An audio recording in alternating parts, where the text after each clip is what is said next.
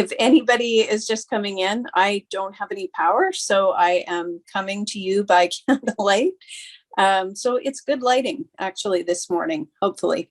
So this is session number 6 in our Midlife Women at Work Fireside Chat series. And today we're going to be talking about menopause at work.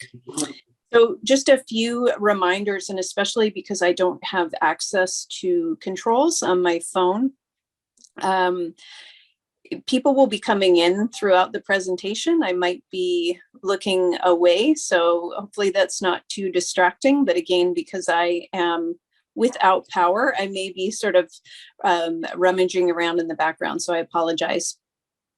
Feel free to type any questions into the chat box or into the question and answer box, even better. And we will try to get to those questions at the end of the session. We had a number of questions that came in this morning, so I'm going to hold some of those to the end as well to make sure that we address those. So I am coming to you from Vancouver by candlelight, and in Vancouver, we are located on the traditional and unceded territories of the Squamish, Musqueam, and Tsleil-Waututh people. But I know we have people joining us from around the world, which is fantastic, from Australia and New Zealand, Nigeria, the US, so from a lot of different countries. But I'm also super excited to have Teresa Isabel Dias with me this morning. And while I try to sort of sort out the rest of some of the issues with not having power, I will let Teresa go ahead and introduce herself. Hi, everyone. I'm not looking as charming as Kate is under that candlelight, but I am glad that you made it here today. My name is Teresa Isabel Dias. I'm a pharmacist by training, and I'm also a certified menopause practitioner. I'm certified by the North American Menopause Society. I'm a women's health advocate, and my specialty is menopause, and I've done talks, written articles, and I'm glad you're here today. Fantastic. And I'm Kate Milne. I am a community-based health promotion researcher. I'm a healthy aging specialist, and I help organizations and government plan for aging populations. But I also spent about a decade in voc rehab and in disability management. So I bring that lens to the conversation as well. These days, I spend the bulk of my time helping organizations to support, retain, and recruit their midlife and older female staff. And I do that by helping them become more age-friendly in their policies and practices. So I thought I would start out, as I always do, by giving you a little bit of background, and then we will address questions that came in as part of the webinar. Anybody just joining, if I look a little funny, it's because I am by candlelight. I don't have any power. I just lost my power completely about 5 minutes before we started. So I'm coming to you on my phone. I hope the sound is okay. Does that sound okay, Teresa? Great. Yep. So what we were going to talk about today is just some current stats around work and around women at work, some of the issues that are unique to women in midlife and older. And we also, want to identify why we're talking about menopause. Why now? Why is this such an important topic? We'll also talk a little bit about symptoms, and Teresa will talk about some of the lesser known symptoms, which I think is important, the impact on work and the workplace, and some of the threats to employers for maybe not addressing this problem. So I always want to zoom out on this conversation a little, because I think it's important for us to understand how the workforce is changing, particularly in Canada. But this is happening around the world. So in many of the countries that folks are joining us from today, they have similar workforce aging issues. So we have both this aging population and we have a shrinking workforce, so less labor market participation. And in fact, in Canada, the projection from Statistics Canada is that by 2026, about 40% of our working age population will be over the age of 55. So a pretty significant portion.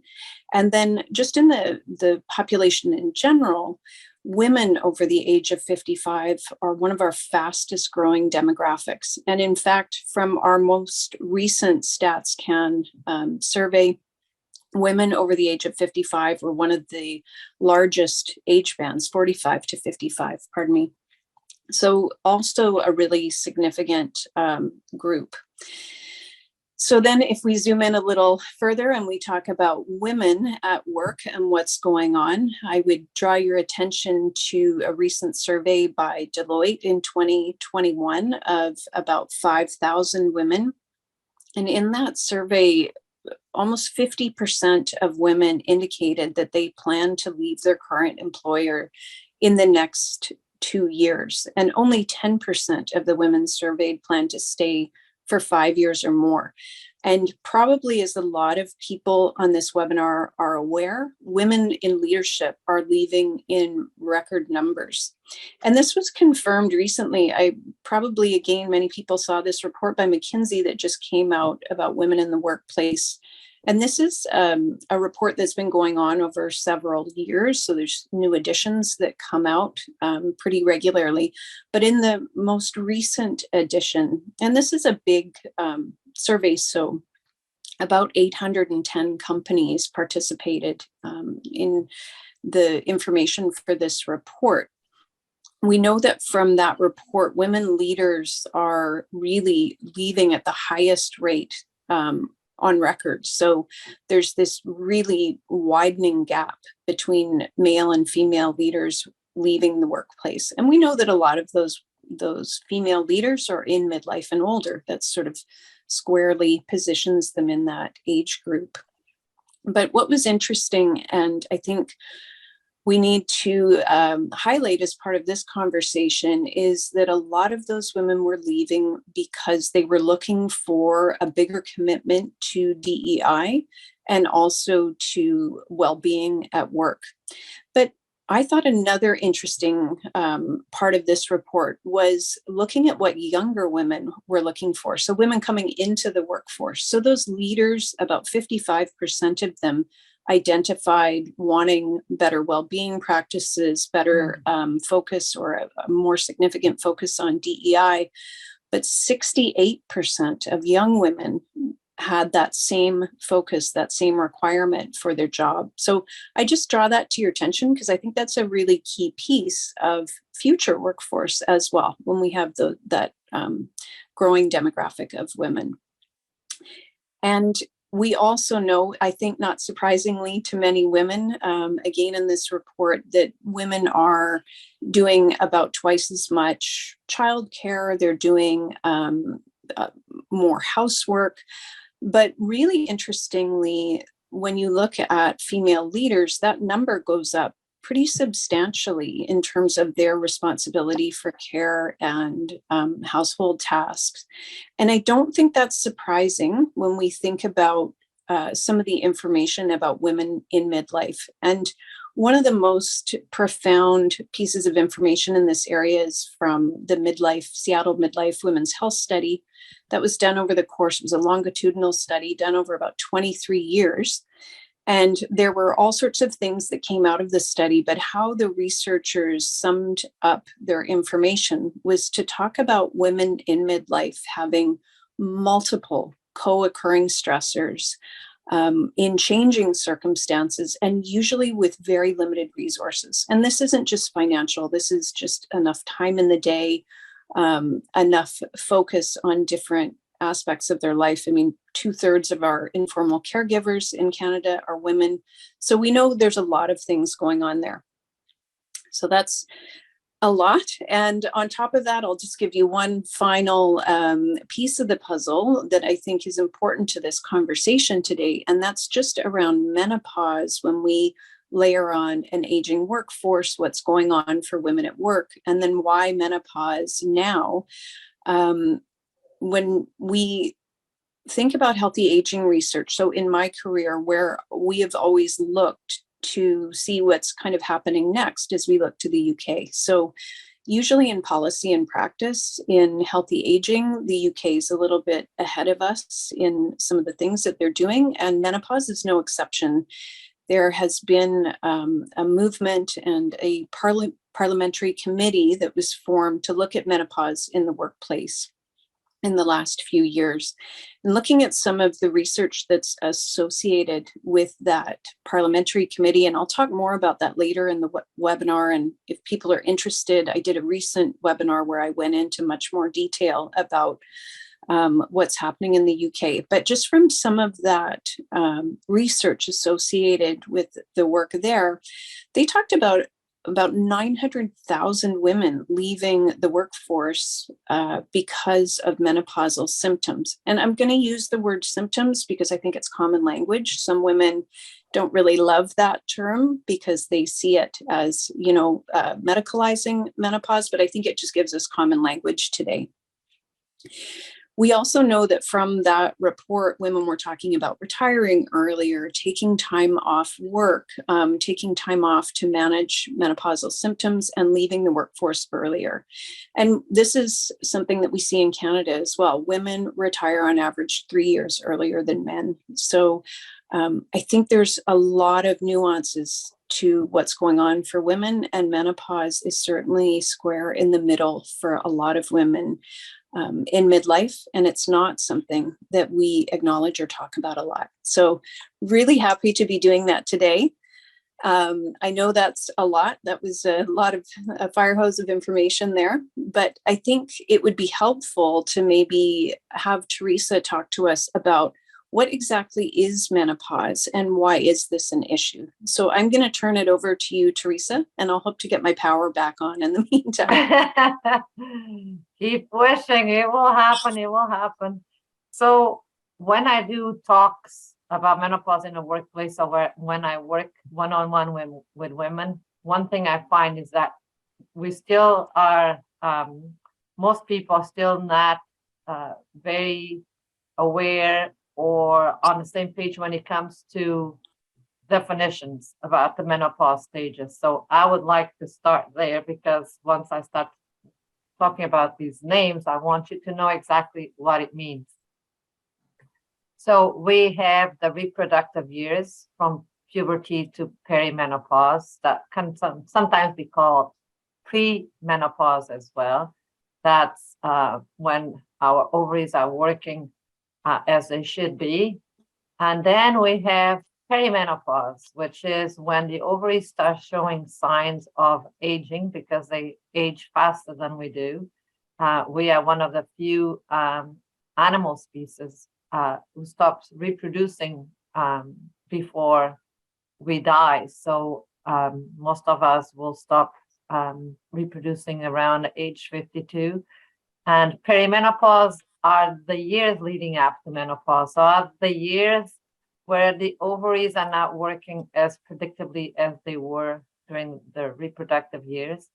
And some women may experiencing a few symptoms already, and I'll get into symptoms in a while. And then menopause is when the ovaries stop working altogether. Menopause is confirmed 12 months after the last menstrual period. So when you have your last menstrual period, you don't know it was the last until you look back and figure it out. So some wanted to define menopause, and that's how it's defined: 12 months without period, and you are confirmed to be in menopause. So menopause is nothing else but the end of ovarian function. It's not a disease, it's not a medical condition, it's just that our ovaries stop working. And nowadays, our ovaries stop working before we do, because as Kate said, we work well into our 60s, some of us even longer than that. And that means we're working many years while we are in perimenopause and are in postmenopause. Postmenopause is after menopause is confirmed, and we'll be in postmenopause for the rest of our lives. These are instances of, pardon me, natural menopause, but natural menopause doesn't happen to all individuals. For example, induced menopause could be caused by surgery to remove the ovaries with or without hysterectomy, but it could also be caused by procedures, treatments that can damage ovarian function. So treatment of breast cancer or cervical cancer, for example, can, certain treatments like chemotherapy and radiation can damage ovarian function, and women can be put into induced menopause.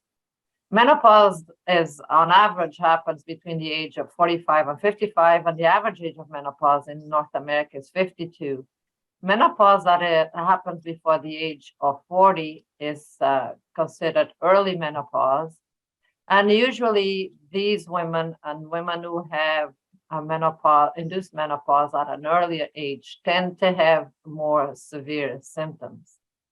And why is menopause an issue then? Well, it's, for some of us, it's not an issue at all. 20% of us go through menopause without feeling anything but the end of periods. 20% of us have severe symptoms that affect our quality of life, relationships, and work. And the other 20% are somewhere in between, not experiencing anything bothersome and experiencing a lot of challenges. And the problem I find with menopause these days is that most women are unprepared, they are uninformed, and some of us are even misinformed about menopause. I hear a lot of time my clients say, "Oh, I thought I was the only one."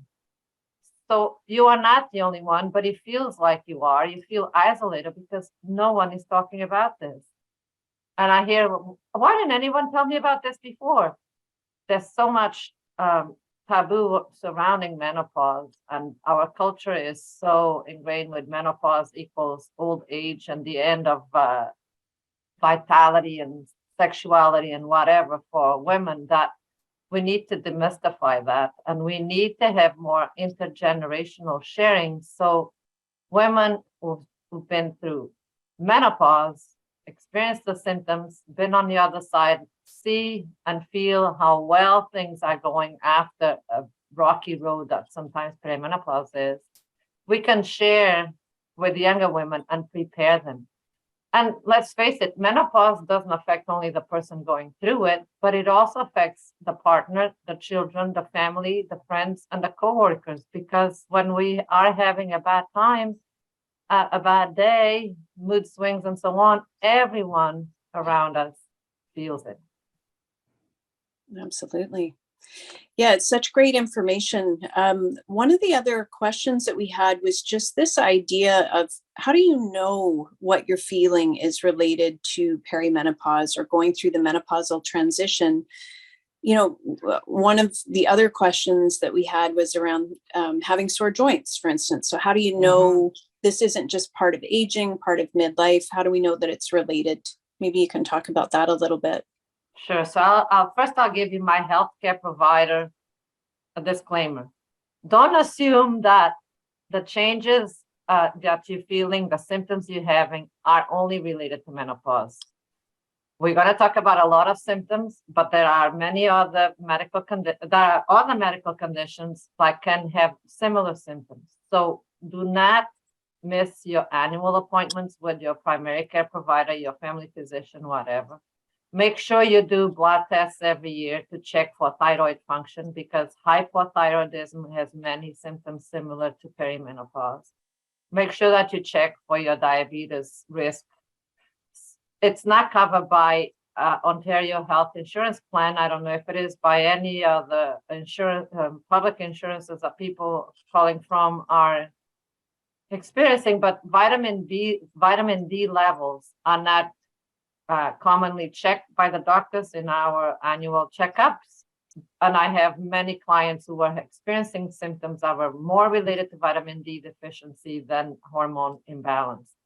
So if you're willing to pay for that, do that, because everyone in Canada is supposed to be not getting enough vitamin D from sun exposure. And if we don't take enough vitamin D, we may have a deficiency. Also screening, don't miss your screens screening for breast cancer, colon cancer, osteoporosis in Canada. It's for over 65 men and women, unless you have a fracture at an early age. So that's my disclaimer. Make sure you're on top of your health and you don't have a medical condition that can cause any of these symptoms. And the most common symptoms of menopause in perimenopause, when our ovaries are not functioning at 100%, many women suffer from irregular bleeding. We miss periods, we have spotting, and some women have extreme heavy bleeding. And that can be a concern, especially when we were working in the office. A pad may not last a subway trip to the office. So many women had to call in sick because they were having horrendous bleeding and they didn't feel comfortable going in public and finding themselves in an embarrassing situation. And it can happen at home too, but at home we can have better access to things. And one word too, during meetings, an hour meeting may be a bit too long for these women. So irregular bleeding, heavy bleeding can be a nuisance and a big problem. Hot flashes and night sweats, everyone knows about. 80% of people complain of hot flashes. These were thought to be experienced only for a few years. When I became a certified menopause practitioner, they said 5 years for hot flashes. Now we know that the average woman suffers from hot flashes and night sweats for 10 years. And the super flashers can have hot flashes for longer than that. Insomnia and fatigue are also very commonly reported during perimenopause and menopause and postmenopause. If I use the word menopause, I'm referring to all the stages just to make it easier to talk about it. Mm-hmm. But there are other symptoms that are less commonly linked to hormonal changes. And one of them is exactly that: joint pain and aches and pains, muscle pain. It can affect women tremendously. I know patients who had rheumatoid arthritis tests done because the pain was so intense. They were checked for rheumatoid arthritis. They didn't have any. Some of them got better with time. Some of them got better because they started hormone therapy. There's also dry and itchy skin, the sensation that things are crawling on your skin. Hardly anyone talks about that. Hair changes. Our hair starts thinning in places it shouldn't and starts growing in places we don't want it to grow. And then there's the weight gain. And even without weight gain, there's body shape change. We tend to start accumulating fat around the middle. So our waists tend to get wider. And that in itself is a risk factor for cardiac disease. So it's good to keep these things in check and know what implications of menopause symptoms can be in our overall health. And then there's even something more taboo than menopause itself, which is the effect of low estrogen in the vagina and vulva on our sexual health. Vaginal dryness, pain with sex, reduced sex drive are very common in menopause. And even though it affects 80% or more of women, depending on the studies you look at, only a small percentage, or a very small percentage, receive treatment for that. And then we have the cognitive and mood changes, which are even less associated with menopause. And that's why the reason of so many women get diagnosed with mental health issues, because they feel sad and they cry for no reason. They are feeling blue. They have depressive feelings. They feel like the memory is gone. They have trouble concentrating. Sometimes we call this brain fog. They have anxiety and worry. I am not an anxious person. And I was in perimenopause and I could not stand being in the not the driver's seat, but the passenger seat of a car with anyone driving, because being in traffic without me being controlling the driving drove me completely off the wall. And I didn't know that was related to perimenopause for years until I heard two more women talking about it. And one of my clients said, I used to take a huge, she was in the States, and I used to take a long bridge to go to my cottage. One day I just stopped at the bridge and I could not cross it. I had to call the police and ask the police officer to drive me across the bridge because I was so anxious I couldn't do it. So this is very rarely associated with hormonal changes. I'm better now. She's driving again. So things do improve in postmenopause. I don't want to scare anyone with all these symptoms. You may not have any of these, and you definitely will not have any of them at the same time. But if you have some of these challenges, please think about it being correlated to hormonal changes. Panic, palpitations. Women feel palpitations when they're having a hot flash sometimes. And that could be a very worrisome symptom because they think they're having a heart attack. And off they go to the hospital sometimes because we don't take care of ourselves very well, but off they go thinking they're having a heart attack. There's more nervousness, there's tension, there's for some paranoia, rumination, continually thinking about what's going wrong in your life. And sometimes there's low self-esteem and self-doubt as well. Wow. I'm sure there's a lot of women hearing that are, feeling like some of those symptoms are happening for them. So it's great that you have outlined so many of those lesser known symptoms. I know one of the questions that we had, and you just referred to it a little bit, was around mental health and menopause. And I did talk about this in my last Fireside chat. And again, if anybody's interested in that, just send me an email and I can send you a recording. But I think this piece around mental health and menopause is important. Just a side note for any folks that have joined us, I know there's quite a few more people. I don't have any power on my end, so I can't see. I'm joining you by candlelight and I can't see the chat because I'm on my phone. So I will take a moment when Teresa's talking and try to address that as well. But for now, just this idea around mental health and menopause. Uh-oh, we lost you. Uh-oh. Am I there? You are breaking up, you back. Thank goodness. Okay, great. Don't leave me. So this piece around mental health and menopause, I think, is important. It's not one, again, that I think we talk about a lot. And this idea, that we have these estrogen receptors in our brain that are responsible for those areas of our brain where the receptors are responsible for things like cognition and mood and heat regulation or temperature regulation. And those can really be impacted while we have shifting levels of estrogen. And so that idea that women also have this brain fog, I hear that a lot. And I hear from a lot of women that they feel like they're developing some sort of dementia, that they have, problems with memory. And I think it's important to highlight that some of those things are also transient, that they're not, once those start, it doesn't mean that that's how your brain is going to change long term. So I just want to acknowledge that. And then also this piece around the risk if you've had a prior depressive episode in your reproductive years. So if you had postpartum depression, for instance, that you are at a higher risk of developing depression during menopause.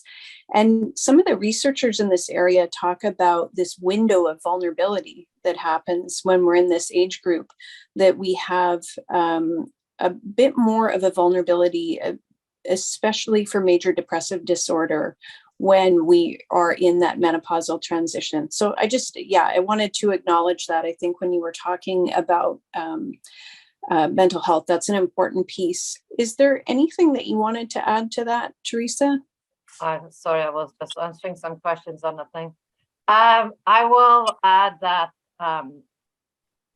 the brain, the emotional and cognitive symptoms may cause a misdiagnosis of depression, for example, because doctors are so not trained in menopause and they have so little time to be with a patient in the office. And so if a woman goes into the office and complains about feeling blue, crying for no reason, or feeling tired and overwhelmed and lethargic, fatigued, no energy, without having time to dig and ask the right questions, in a 10-minute office visit, the doctor may just say, oh, you sound like you're depressed. Here's a prescription for antidepressants. And I've had several clients of mine going through that and ending that feeling worse because of the side effect of the antidepressants and because they were not having a neurotransmitter imbalance, they were having a hormone imbalance. So in a 10-minute consultation with a doctor, it's difficult to make a proper diagnosis. And so we need to start connecting the dots and saying, but I'm also feeling this and I'm also feeling that. Is that still part of the mental health issue, or is that something else? And we'll talk more about this later on as well, but just keep in mind that the cognitive and emotional changes of menopause can sometimes be interpreted as mental health, and most of the times they are not. Mm-hmm. Yeah. And I think there's that piece around this, when you talk about going to your doctor, what a lot of women are concerned about is this idea of using hormone therapy. And there's a lot of resistance. You and I both know that there was a study that was done many years ago that was it didn't have a correct study design, and yet a lot of the information that came out of that study really scared women away from hormone therapy. And to be clear, we don't have any affiliation with a pharmaceutical company or anything like that. But I think it's important to talk about why women would maybe want to consider hormone therapy. Could you maybe just tell us a bit more about it and maybe some of the issues around hormone therapy? We only have a few minutes. I could be here for 2 hours. There's so much to demystify. There's a lot of fear about hormone therapy, most of it based in the WHI trials, Women's Health Initiative trials. The results came up early because there were some connections between hormone therapy and heart strokes and other increased breast cancer and other negative outcomes. The problem with that trial was it was very good at it. A lot of women, was done in lots of centers in the US, but it included women that were much older than the average age of menopause. So we're talking about treating the symptoms of women between 45 and 59, for example. This trial included women who were 65 and who had no estrogen in the system for 10 years.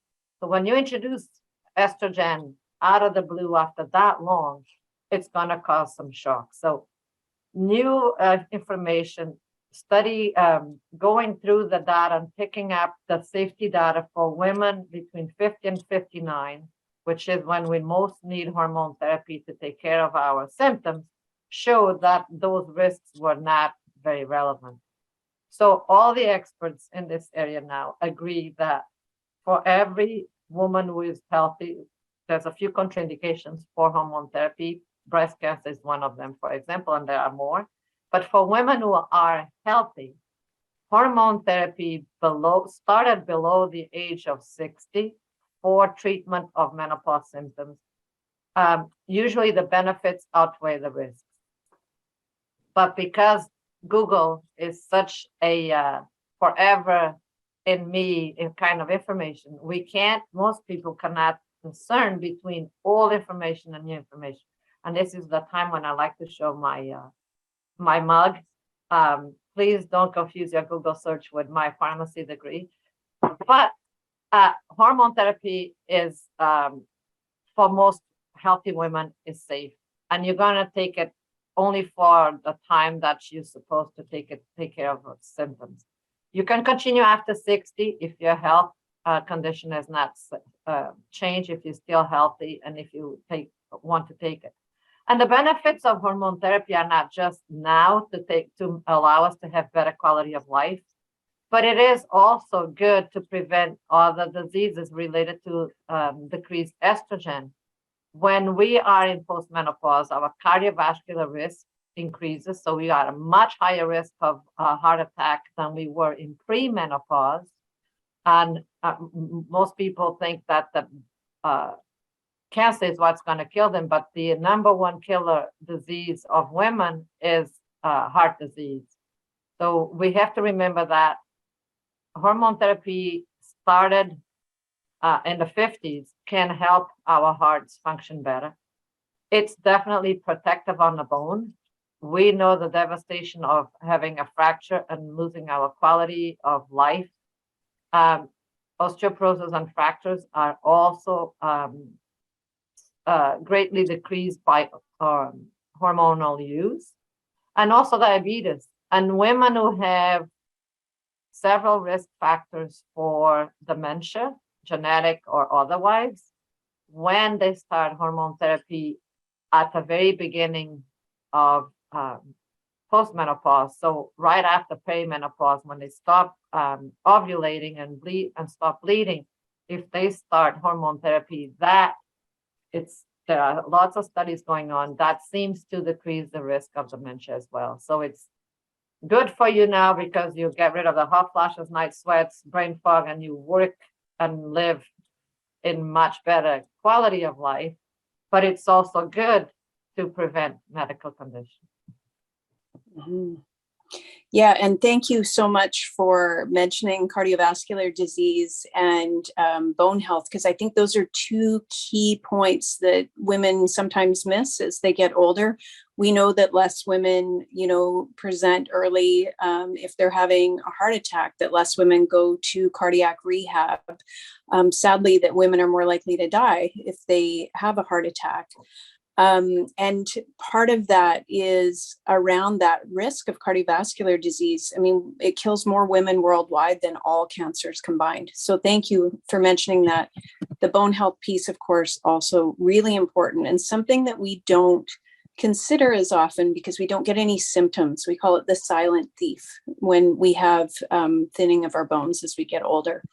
So thinking of, some of these health issues, and then also that idea of women who might want to take hormone therapy, there is sometimes resistance from physicians around this. So how do women advocate best with their doctors if they're thinking of this? So this goes around in circles, right? If we don't know anything about menopause, we don't know what to ask. That's why I say that education is first step to get women to be their best health advocates. So going back to the example I gave of mental health, if you go to the doctor with those emotional symptoms and feeling fatigue and all that, and you told that you have depression, ask questions. As I said, connect the dots. What else do you feel? Seek a second opinion and ask questions, because we tend to go to the doctor and take whatever information the doctor gives us as the end of it.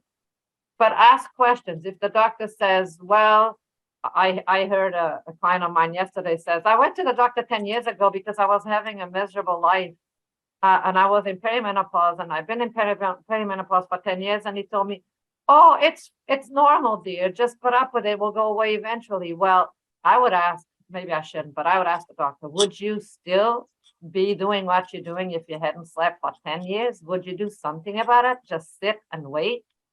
Maybe not. So push back, ask for more information. And we know better than anybody else what our bodies are doing. So when you feel something off, investigate. As I said, don't miss your appointments, do your blood tests. If there's nothing seriously wrong with your health, but you still feel that you're not well, keep digging until you find something that makes sense to the way you feel. And if the doctor dismisses you, try another doctor, try another practitioner, try someone who believes in what you're going through, and don't just shrug your shoulders and say, well, I guess this is it. I have to put up with it. We don't have to. Menopause is unavoidable, but suffering for many of us is an option because we have so many options to treat most of the symptoms. Some of them are safe and not cheap and not easy to implement. There's no reason why we should put up with, oh dear, that's just the way things are. That's my best. That's my best advice, I think, on that. And we also must feel comfortable talking about menopause. Because if we are going to the doctor and we don't mention it, probably the doctor will not touch the subject. It's not their fault. Most doctors do not have enough quality training about menopause. They weren't educated in medical school. It's not their fault. The ones who do a good job at treating women in menopause, the ones who don't feel comfortable because they don't have enough knowledge, who don't want to be responsible for prescribing hormone therapy, for example, because they're not comfortable doing it. They don't have enough knowledge. So by being our own health advocates, we are helping other women because we demand better care, we demand better information, and we have to normalize menopause. It has to start with us. Talk with other women, other people about menopause, and in the UK, as you said, they are years ahead of us in this. And one of the things that they used to say at the beginning of their campaign to normalize menopause was, how many people are comfortable saying in public out loud the word menopause? Ask yourself, if you cannot say menopause out loud in public, then you need to do something about it. For us to normalize it, we need to start talking about it. And if women don't, why would anybody else do? Yeah, and I think, we can think about this in the workplace as well, that it's really a very taboo subject still. There's a lot of stigma around menopause, and I think that's related to that idea of gendered ageism, that there's ageism at work that's very specific to women, and menopause is a very visible or it's an outward sort of sign of aging. If someone's sitting in a boardroom and they're having hot flashes, we can pretty safely assume what age group they're in. And so I think there's that piece that is really difficult for a lot of women. And I hear this a lot from women, especially in midlife and older, that, they worry about becoming less relevant at work, less desirable for promotions and things like that as they get older. So menopause is one of those areas that I think sometimes doesn't get acknowledged because it can be, or it has been seen to be, a bit of a threat. And so absolutely, I think this idea of talking more about menopause is important, but I think also supporting women going through menopause. There's a company, Genève, a telehealth company, that did a survey of about 2,500 women squarely in perimenopause or in the menopausal transition. And those women, almost 100% of them indicated that they had absolutely no benefits related to menopause, so no workplace benefits. And about a quarter of women in a similar survey done by Carrot, a fertility benefits company, about a quarter of those women indicated that they had taken time off from work and had hid the reason from their employer. So they're using their sick time, or they're using, they're using, short-term disability to take time off work and not telling their employer why. They're talking about different reasons. And in the UK, part of that parliamentary committee, some of the research again from that report is that women who take time off for more severe symptoms, so women who need to take longer time off, take an average of 32 weeks over their career for leave to manage menopause. So there's a pretty significant workplace issue compounded with this gendered ageism piece. And I think that's really important to acknowledge. And we know that when women are juggling menopause symptoms in the workplace, they're also reporting less job satisfaction, less workplace engagement. So there are a lot of impacts beyond just that time off. So anything to add there, Teresa, just about the workplace before we move on? There's a new kid on the block, thank God. There's a foundation, Menopause Foundation of Canada recently started, and they had a survey of several thousand women in Canada. So now we have finally some data about Canadian women. And they just, I just received yesterday their report. And in that report, they said that 74% or 3/4 of menopausal working women feel their employer is not supportive in helping them cope with their symptoms, or do not know if they have support. That's very sad. 3 in 10 women thought the stigma of menopause and the reality of ageism for working women may be contributing factors as to why 29% of survey respondents report fearing that others may see them as weak, old, or past their prime. Wow. So we need to change the culture, because it's not a problem that women don't want to be individualized at work. They don't want to be coming up and say, I'm having all these menopause challenges, I need help. That's not how we and they'll fear for their job security and possible promotions and whatever. And that's reasonable to accept. So we need to change the culture. There was a UK a survey that was 900 women in a university, all across the university workers. What were the most common symptoms at work? And hot flashes did not come first. Fatigue did at 40%, then hot flashes at 35%, focus and concentration problems at 34%, anxiety and worry and insomnia. It's clear to understand, it's very easy to understand how these symptoms would affect women at work, and why so many women feel that they have to either quit their jobs, which I know way too many who did, in very in leadership roles too. That's why sometimes I call menopause the glass ceiling no one talks about. And women wanted to normalize menopause, to reframe it so it's not all negative. And they want to talk about menopause, and they want access to good quality information so they can become their own health advocates. When we do this in the workplace, everyone wins. The employer wins, the employee wins, the insurance company wins. So we have a long, a lot of work ahead of us, but I think it's possible. If we remember pregnancy, nobody now has to ask for 12 months of maternity and paternity leave.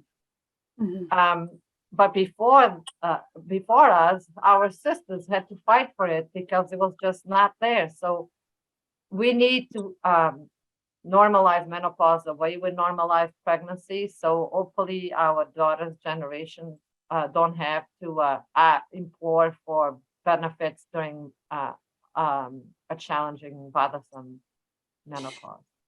Yeah, it's just so key. And I think there's some threats for employers not addressing this at work. And one of them is, as you say, I think more women are wanting and demanding better acknowledgement of this issue. But there's also if we just think in dollars and cents, there's a huge productivity loss globally. One of the estimates is around $150 billion in productivity losses. And I know the UK, part of, again, that parliamentary committee, one of the mandates is to try to quantify the cost to not only the larger economy, but to individual women in terms of losing money in their pensions, losing wages overall, losing ability to move within their careers. We know that this really dents the diversity at the C-suite. If we have all of these women in leadership positions who are leaving, then it's harder for us to address things like the gender pay gap, and also, quite frankly, even to have women in those mentorship positions. we have women leaving really when they're at the peak of their careers and their knowledge and experience. So one of the other pieces is around this UK parliamentary committee that I've referenced a few times. I just want to say really quickly why I think this is important in Canada and why other countries should take notice of what's going on. So in the UK, just to back up, they have been working for a few years on this more formalized approach to menopause and menopause in the workplace, and specifically to make menopause a protected characteristic in their Equality Act, Section 14, where they would have menopause as a protected characteristic in the same way other characteristics are protected at work in terms of bringing discrimination cases forward. But there's also a piece around making this a priority issue for the government public policy and their agenda on diversity at work. And what's interesting and why I'm bringing this up is I think, again, when we look to the UK and we look at, what's going on there and maybe a little bit of a stay tuned moment or a preview for us is that right now they are working towards launching this collaborative government-backed but employer-led campaign around menopause. But there is part of the group that are working on this, part of them are pushing for legislation as well. So I think that's a stay tuned moment for Canada and for other countries to think about, what's going on in the workplace and is there a way to get ahead of this before we have to work on something like legislation. I also just want to acknowledge, Teresa, that your reference to 12 months of maternity leave, we're lucky to have that in Canada. That's one of our benefits, but I know that's not in all countries. Yeah, absolutely. So maybe quickly, we can just talk about some things that employers can do. And Teresa, I can start by just maybe talking about, because from my perspective as a healthy aging specialist, I think we need to put menopause in the context of much bigger issues that are going on. And I referenced that idea of women having those multiple co-occurring stressors at this age. So a lot of women are in the sandwich generation. They're caregiving older relatives. And in fact, more women left the workforce, 4 times as many women left the workforce during the height of the COVID pandemic to care for relatives than left the workforce to care for their children. So it's a really, again, a huge issue that we're not talking a lot about, but that caregiving piece is part of it. So I think employers may want to start by just performing what I would refer to as an age-friendly audit, looking at your policies around age and those different generations in the workforce. Are you including age, for instance, in your DEI strategy? I see a lot of reports that don't have any mention at all about age. And if we think about age and menopause, these are things that will happen to everyone. So this is something that's interesting that we're not really covering this as much. Also looking at recruitment, I think that's an important piece, that you can be an employer of choice for these women who are moving in their positions, that they're moving to different organizations and they're looking for these well-being programs. I know that for many of the women that I talk to, this would be a really desirable benefit at work. I also would just put in a plug for employers to think about having flexible work arrangements. So when women are having problems with sleep and things like that, that they're able to maybe have a little bit of latitude on their start times. And then the final piece is just around sick leave policies.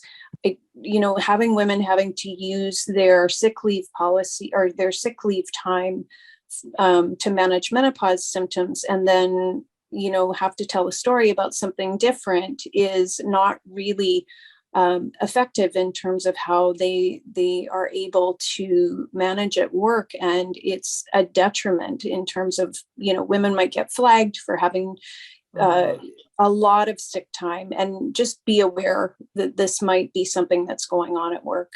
Do you have anything else that you might want to add to that, Teresa? Following on that, as I said, women don't want to be individualized. And that's why we know as a fact that the majority of women are unwilling to disclose menopause-related health problems to managers or to their HR.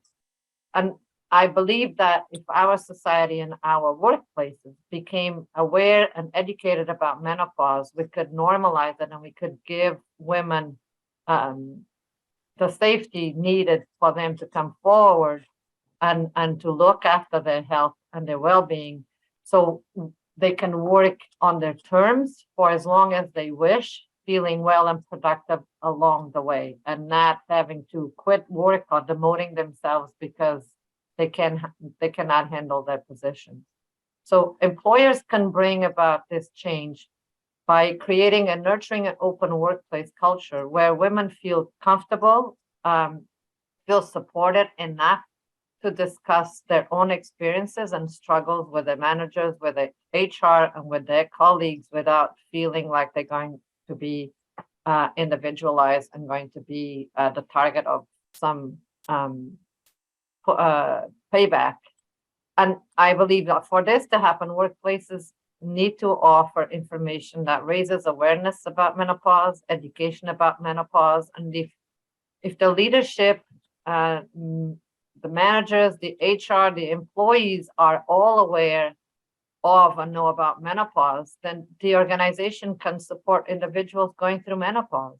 Mm-hmm. And I also think that they should know enough to create within their organization support groups for women where they can come together and learn and support each other through the journey.